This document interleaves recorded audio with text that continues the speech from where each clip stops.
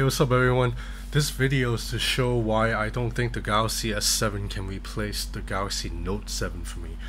I had the Note 7, used it for three weeks, liked the design. I had some problems with the phone, mostly due to lag, but otherwise I like the phone's design a lot. And you know, now that the phone is basically illegal to use, a lot of tech bloggers and tech reviewers on YouTube are basically saying just get a S7, it's like the exact same thing. Well, first of all, if the S7's basically the same thing as the Note 7, then why the hell did you guys gush about the Note 7 so much and recommend people to buy it? Like this dude from The Verge, he was treating that the S7 is basically 95% as good as the Note 7. But yet, when he reviewed the Note 7 a couple months ago, he was gushing about the phone, telling everyone to make the purchase right away. So, if this phone is 95% as good as the Note 7, then why would anyone need to pay extra money to buy the Note 7? I don't get it.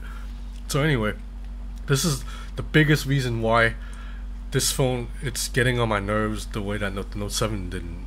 And the biggest reason is that the curve, it's a bit too much. It goes out a bit too much. If you read all the Note 7 reviews, everybody says this. The Note 7 was an improvement because the edges didn't go as far. It wasn't as steep.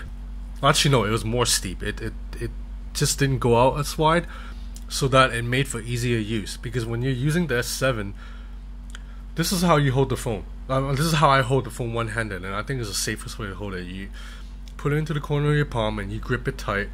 But now when I try to one-hand it, it always press keys. I either press the lower app, or I accidentally hit like the all apps button.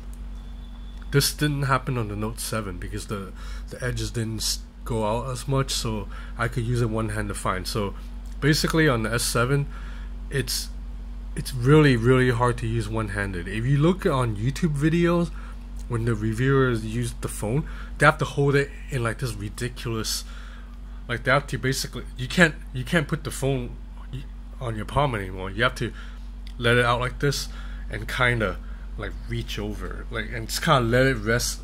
Before anyone asks, these are calluses from weightlifting. Okay, I don't have a disease. It's just I do a lot of pull-ups and deadlifts. So you put the phone on your fingers, and you have to reach in to do this if you want to avoid touching the edges.